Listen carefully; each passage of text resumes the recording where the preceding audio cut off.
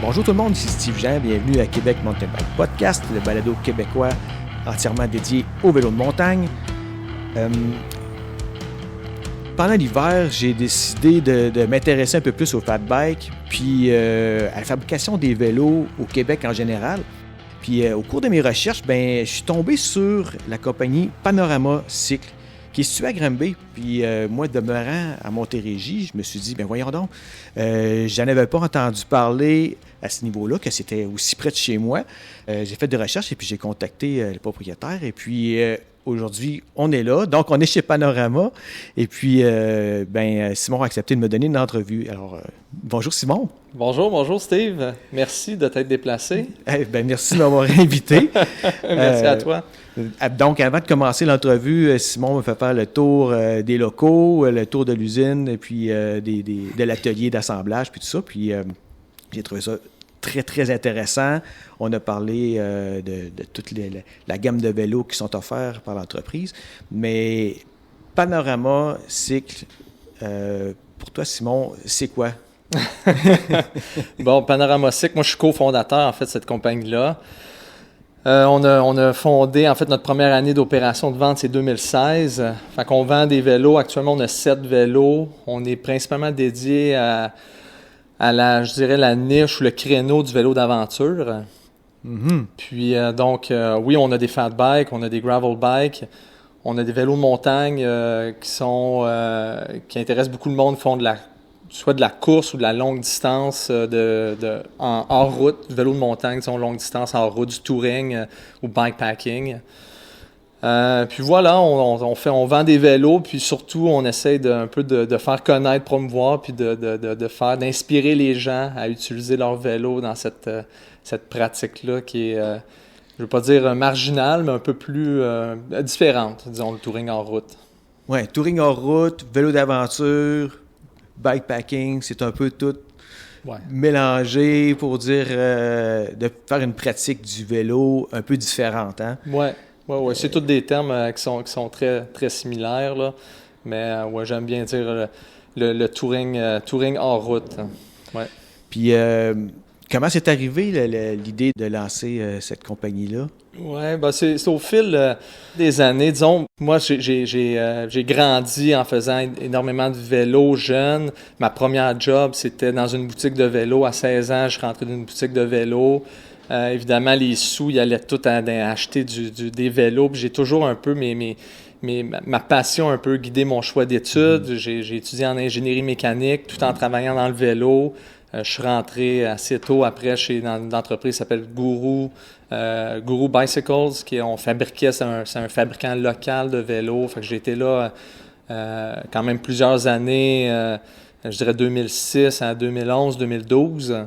Fait que j'étais très impliqué déjà, en fait, depuis mon jeune âge, dans l'industrie du vélo. Puis, il y a un moment où est-ce que là, je me suis plus intéressé au sport d'aventure. Je me suis un peu tanné du vélo. En fait, j'ai découvert tous les sports comme l'escalade, la randonnée ou les sports, disons, de plein air, d'aventure, en délaissant un peu le vélo, jusqu'au moment où est-ce que je suis tombé sur un article que quelqu'un faisait un circuit que je m'apprêtais à aller faire, dans le fond, au Népal, qui est un circuit de randonnée. La personne avait fait en vélo, en bikepacking. Puis là, ça a été un peu une révélation pour moi. Je me suis intéressé, je suis tombé tête première dans le vélo de montagne d'aventure. Fait que je rassemblais des morceaux, dans le fond, des passions, comme la passion du vélo que j'avais, puis en fait, cette nouvelle passion-là pour les sports un peu plus l'expédition d'aventure. Puis après, de fil en aiguille, j'ai toujours eu un peu des projets entrepreneurial ou une passion pour ça. Mais je viens d'une famille où mon père était entrepreneur toute sa vie. Puis moi, j'avais déjà eu une petite business. C'était comme j'avais cette expérience-là. Puis c'est ça, vers 2014 ou 2014, j'ai fait une rencontre avec quelqu'un. Puis ensemble, on a décidé de cofonder cette compagnie-là de vélo. Dans cette fameuse niche-là, un peu du vélo d'aventure. La philosophie de l'entreprise, vous avez l'intention d'inspirer les gens à utiliser leur vélo vers une pratique différente. Oui. Puis, est-ce que tu veux nous donner des exemples de ça? Parce que vous avez des ambassadeurs qui représentent un petit peu la marque et puis qui sont des aventuriers en tant que tels. Oui. Puis c'est important pour moi. C'est des gens, évidemment, qui ont un rôle aussi de tester puis valider nos produits, mais c'est pas des gens qui sont nécessairement des coureurs, qui participent à des courses. On en a des personnes qui vont faire des courses, vélo de montagne, longue distance, mais on a aussi beaucoup des gens qui ont juste des projets. C'est pas des cyclistes, dans le fond, c'est pas des gens qui font du vélo à temps plein, c'est pas leur job, mais ils ont des gros projets puis ils utilisent leur vélo dans des projets assez d'envergure, que ça soit comme des expéditions, juste des voyages, aller découvrir des terrains assez reculés. Puis c'est toujours combiné, c'est ça qui est beau dans le bikepacking, c'est combiner un peu l'aspect planification d'expédition, comment on gère les risques à travers l'expédition, puis ensuite on gère notre itinéraire, notre nourriture, comment on s'approvisionne pour la nourriture, après comment on gère notre camping, c'est quoi le setup, où est-ce qu'on dort. Fait qu'il y a tellement d'éléments qui rentrent dans la pratique du bikepacking, puis on aime bien s'entourer de ces gens-là qui sont, je ne veux pas dire qu'ils sont des maîtres dans l'art de gérer toutes ces facettes-là, mais qui sont assez bons pour pouvoir inspirer les néophytes, les gens qui ont moins d'expérience, que ça peut être intimidant. Bon, où est-ce que je vais? Qu'en fin de semaine, je veux faire du bikepacking. Quelle place que je vais rouler? Quel trajet? Comment je m'équipe? Qu'est-ce qu'il faut que j'apporte? Quel sac que je mets sur mon vélo? Il y a beaucoup de choses. Fait que c'est ce groupe-là d'ambassadeurs, vraiment, c'est un peu leur rôle aussi d'inspirer les gens là, à travers leurs aventures, là. Oui, c'est sûr, parce que les gens qui veulent se lancer dans ce genre d'expérience-là, sur le site de l'entreprise, là, vous avez de l'information qui est disponible là, pour les gens qui décideraient de se lancer à l'aventure puis de dire j'ai envie de faire mon premier voyage de bikepacking. Oui. Sur le site, ça a été, on l'a vite réalisé, dans le fond, après la fondation de l'entreprise, quand on a lancé, on a mis en marché les vélos, c'est le facteur un peu qui limite le plus là, les gens, c'est savoir justement où aller, puis tous les éléments autres que réellement pédaler le vélo. Donc là, le but pour nous, c'était d'un peu de mettre en ligne des circuits clés en main, où est-ce que c'est validé, la route est validée, puis voici où est-ce qu'il y a des lieux pour s'approvisionner, le camping ou le lieu pour dormir a de l'air de quoi. Fait qu'on on a été très actifs, dans le fond, dans les 2-3 premières années de l'entreprise, à essayer de publier beaucoup de circuits. On s'entourait de gens qui nous aidaient à créer ces circuits-là puis les publier. Voilà, je pense que c'est pour donner des options plus faciles aux gens. Puis là, maintenant, dans le fond, au Québec, on n'est plus les seuls à publier. Il y a des ressources autres que le site de Panorama pour s'y retrouver et essayer d'avoir des itinéraires. Puis évidemment, les petites applications comme Ride with GPS, qui sont superbes, c'est des banques que les gens peuvent eux autres même uploader les circuits. Là. Fait que c'est... on n'est plus... Je dirais à l'époque, on était dans les premiers. Là. Maintenant, il y a plusieurs ressources, ce qui est bien, dans le fond, pour inspirer les gens. Là. Au niveau de la gamme de vélos que vous offrez, là, on parle de fat bike, parce qu'on en parlait tout à l'heure, mais vous n'avez pas seulement que ça. Vous avez des gravel bikes, vélo de montagne, vélo d'aventure, touring. Ouais. Et puis là, dans différentes configurations, acier, titane, carbone. Et puis, mais non seulement ça, vous avez aussi certains de vos modèles de vélos qui sont adaptables ou qui peuvent prendre plusieurs configurations. Là. Ça parlait un petit peu. Oui, c'est notre fat bike qu'on a lancé cette année, le Torngat TI. C'est un modèle qui est basé sur le Torngat qu'on avait dans les dernières années, qui est un fat bike, un cadre d'acier. Puis il y avait une vocation, les gens, notre clientèle qui achetait ce fat bike-là, il y a souvent une utilisation 4 saisons. Réellement, les gens voulaient le convertir avec des roues 29+, l'été, soit pour rouler en sentier. Puis c'est le fun d'un vélo rigide aussi, de temps en temps un hardtail. rigide ou avec une suspension en avant là, pour les sentiers, mais aussi les gens, des projets d'expédition, d'aventure. Ça fait un beau modèle. Puis, l'idée, c'est l'élément avec les fat bikes qui revient constamment, c'est que les sorties hivernales sont plutôt courtes habituellement, puis il n'y a pas d'enjeu avec le Q-factor, hein, la distance entre les deux pédales, là, grosso modo, là, où est-ce que les pieds reposent. C'est plus large sur un fat bike. Par design, habituellement, on n'a pas le choix à cause du gros pneu, comment c'est fait. On a un Q-factor assez élevé. Puis quand il arrive l'été, puis les gens veulent utiliser leur fat bike l'été, puis évidemment font beaucoup plus de distance. On a des gens qui vont faire des expéditions sur plusieurs semaines, des 150 km par jour, 200 km par jour sur plusieurs semaines. Le Q-factor pour certaines personnes peut créer des problématiques aux genoux principalement, des maux. Donc là, avec le Torngat TI, on arrive avec un concept où est-ce que si la personne roule un pneu en bas de 4 pouces, on peut modifier ou changer l'axe de pédalier pour raccourcir le Q-factor pour se retrouver pratiquement un Q-factor de vélo de montagne. Donc, c'est un vélo un peu deux en un. Fait qu'on peut mettre un pneu 27,5 par 4,5 pour rouler l'hiver avec une position de fat bike classique. Puis la conversion l'été avec une fourche à suspension ou rigide pour avoir un hardtail pour s'amuser en sentier ou faire des expéditions. On se retrouve avec une position de pédalage comme un vélo de montagne, grosso modo, là.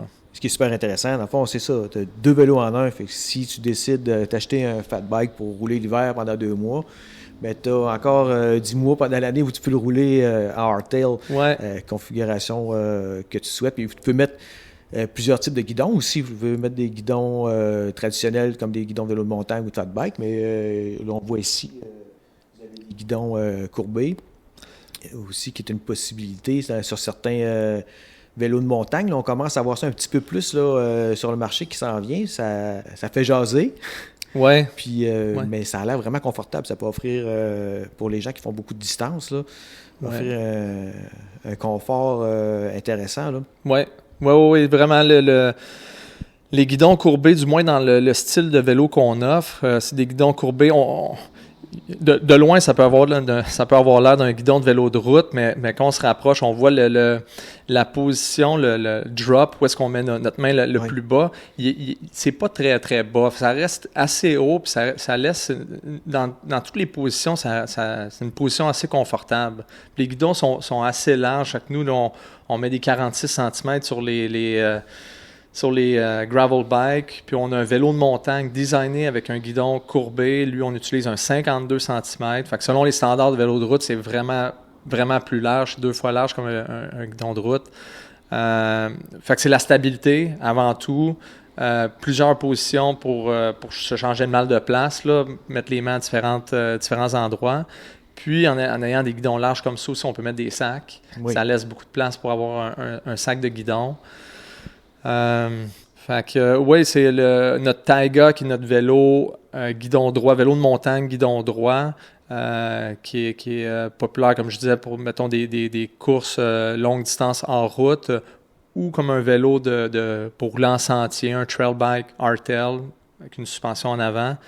On a l'équivalent avec le Taiga EXP, que lui, il a une géométrie, il est conçu pour guidon courbé, réellement.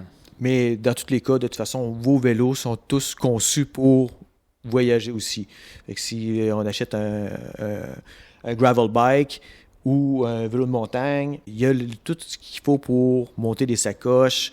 Ils sont conçus pour prendre de la charge conséquente avec le voyage là, hors route. Là. Oui. C'est vraiment les caractéristiques du cadre sont là pour les différents sacs. Puis il y a aussi dans le design, il y a la géométrie. La géométrie, on garde toujours en tête, essayer d'avoir un agrément puis une belle conduite ou stabilité non chargée, mais on a toujours en tête la journée que le vélo est chargé. Comme tu disais, conséquemment au style du vélo aussi, là. Comment va être piloté le vélo? Un coup qui va avoir 30, 50, 60, 80 livres de matériel sur le vélo, ben là, il faut réfléchir à ça. Puis ça change beaucoup la la conduite, puis aussi le cadre, comment il va fléchir, la souplesse du cadre aussi, on doit pallier à ça, là. Tous les modèles, ils ont leur propre sélection de tubes. Si je parle là, pour les vélos d'acier, on sélectionne les tubes en fonction, dans le fond, du style de vélo.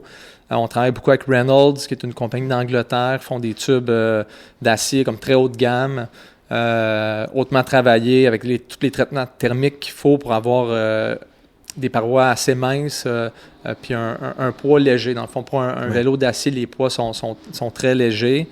Puis ensuite, on sélectionne l'épaisseur des tubes en fonction de la rigidité qu'on veut.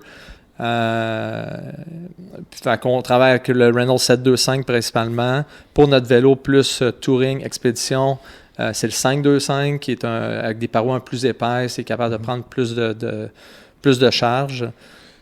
Puis pour les vélos en carbone aussi, c'est un peu dans le fond, la fabrication, la construction, le lay-up du composite, puis ensuite les propriétés mécaniques qu'on obtient du cadre entier là, sont vraiment pensées en fonction d'une utilisation hors route. J'ai toujours en tête la personne qui s'en va dans des régions assez éloignées. Les gens ils apportent nos vélos dans des régions un peu reculées.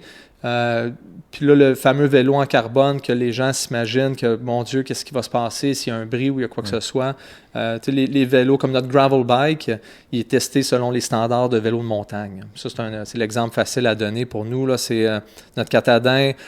Il y a des standards pour les gravel bikes qui sont très proches de les vélos de route, dans le fond. Oui. Je pense à des gravel bikes qui sont marketés comme étant des machines de course de gravel bike. Eux autres, évidemment, ne sont pas testés selon des standards de vélos de montagne. Nous, on fait les mêmes tests, des tests évidemment de rigidité, mais d'impact sur nos cadres.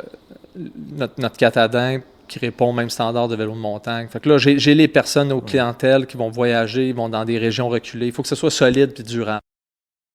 Dans le bikepacking, il y a tout l'aspect voyage, aventure dont on a parlé tout à l'heure, mais il y a aussi l'aspect compétition. Oui, la compétition, les courses de bikepacking sont, depuis les dernières années, on dirait qu'il y en a une nouvelle chaque année, où il y en a quelques nouvelles. Fait que c'est vraiment de quoi qui est en évolution. C'est excitant de voir ça. Il y a localement ou au Canada, il y a vraiment des gens qui développent des itinéraires, puis font un grand départ, ce qu'on appelle un grand départ. Bon, les gens se réunissent, puis les gens sont chronométrés individuellement. Puis c'est des courses longue distance, souvent des 500, 700, 1000 kilomètres. Puis là, après, il faut évidemment faire le circuit, puis il faut gérer son sommeil, à quel point on va couper sur le sommeil pour avoir un meilleur temps. Gérer notre nutrition, évidemment, pour être performant là-dedans. Fait que les courses, c'est vraiment intéressant. À un plus haut niveau, il y a les grandes courses, je pense au Tour Divide qui traverse les États-Unis là, du nord au sud. Le Silk Road Mountain Race aussi au Kyrgyzstan, c'est des grandes courses. Puis ce qui est intéressant, dans ces grandes courses-là, évidemment, il y a des athlètes de haut niveau qui participent. Puis c'est mixte. Les courses sont hommes-femmes, courent ensemble. Il n'y a pas de catégorie hommes-femmes. Donc étant donné que c'est de l'endurance, c'est de la longue distance, tout le monde, c'est considéré que tout le monde a une chance à peu près égale. C'est pour ça qu'il n'y a pas de... Tout le monde court en même temps. Puis, je dois dire, là, vraiment, ce qui est vraiment super avec le sport, c'est que la super vedette, disons, la personne qui se situe en haut de la pyramide des athlètes actuellement dans le bikepacking, c'est une femme. C'est Lael Wilcox, qui est une femme américaine, a grandi en Alaska. Puis c'est elle, la super vedette, disons, de notre pratique de course de vélo de montagne longue distance, disons. Puis avoir une femme comme ça, dans le fond, comme figure, disons, qui promouvoit la pratique, le sport, c'est vraiment super dans tous les sports où est-ce que c'est un peu dominé par les hommes. La place des femmes est importante, je pense, dans le bikepacking. Elle inspire beaucoup de femmes. Nous, on a des ambassadrices avec qui on travaille, que je sais qui sont inspirées par Lael Wilcox.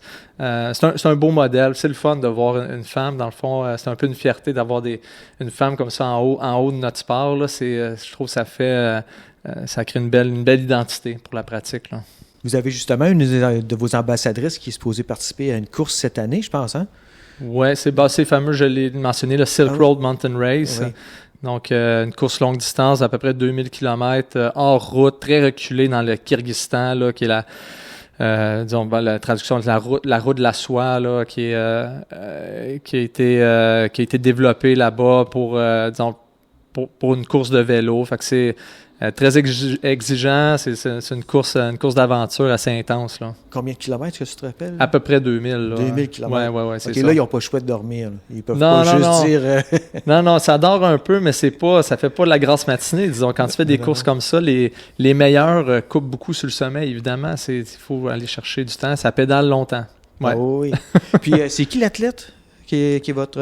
ambassadrice Marie-Pierre Savard. Marie-Pierre Savard. Oui.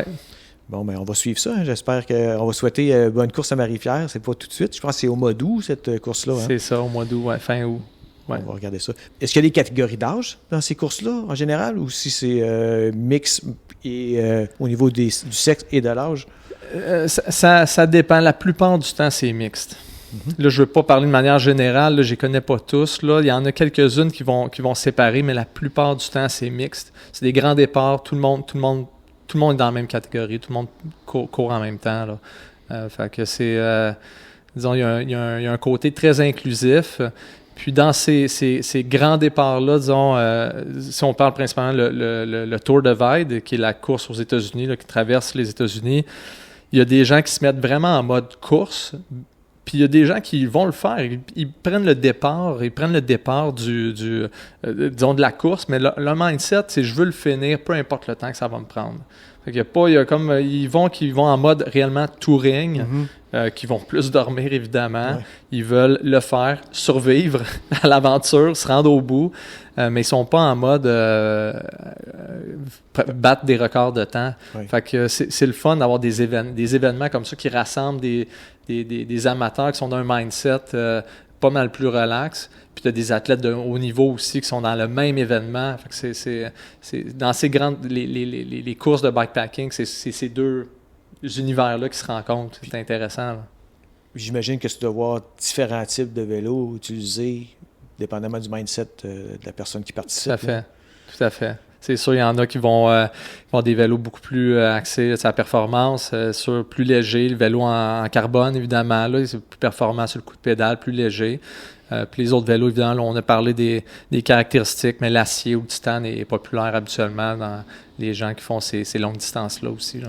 Puis Marie-Pierre, qui va participer à cette course-là l'été prochain, elle va utiliser quel vélo? Notre Taiga. Le Taiga, notre vélo de montagne multi-usage, va être adapté, évidemment.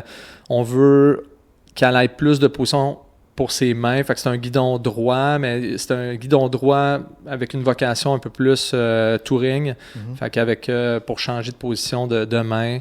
On va mettre une fourche à suspension là-bas au Kyrgyzstan, beaucoup de roches, des grosses roches roulantes, beaucoup de terrain accidenté. Fait qu'évidemment, fourche à suspension. On s'assurer que la transmission soit adaptée, puis les pneus aussi. Fait que ça va être le Taiga pour elle.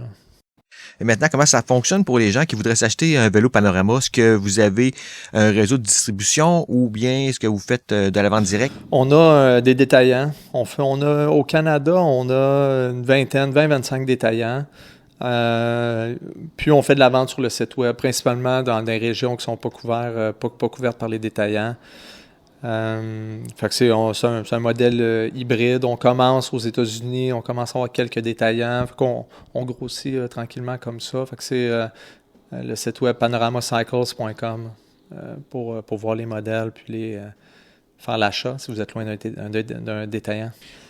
Alors, je pourrais compléter juste en disant qu'on est à Granby, on a déménagé dans des nouveaux locaux là, à peu près 1 an, puis on est pas mal fiers, on est bien installé, l'entrepôt, le bureau, notre atelier d'assemblage, tout est ici. Fait que si j'invite les gens, dans le fond, si vous êtes dans le coin, juste nous écrire une note ou nous appeler, puis ça nous fait plaisir de rencontrer les gens, puis de vous faire un petit tour des locaux, vous montrer les produits actuels, puis des prototypes, des choses sur lesquelles on travaille. Donc la porte est toujours ouverte. Et c'est très bien. Écoute, Simon, merci beaucoup de m'avoir accueilli. J'apprécie énormément ma rencontre et puis la visite qu'on a faite aujourd'hui. Vous avez vraiment de beaux vélos, très intéressants, une belle gamme de produits. Ça vaut vraiment le coup de s'intéresser à ça. Puis ceux qui sont intéressés à essayer le vélo d'aventure, les petits voyages, regardez ces gammes de produits-là et puis allez faire un tour sur le site. Et puis, c'est ça. Merci beaucoup. Merci, Steve. C'est gentil. Merci beaucoup. Merci tout le monde d'avoir écouté l'épisode. Si vous avez aimé, s'il vous plaît, allez liker et puis abonnez-vous afin de rester informé de l'apparition des prochains épisodes. Puis, surtout, n'hésitez pas à partager à vos amis, de faire connaître le podcast. Et puis, vous pouvez communiquer avec moi sur Instagram ou sur Facebook à QCMTB Podcast. Et puis, à la prochaine!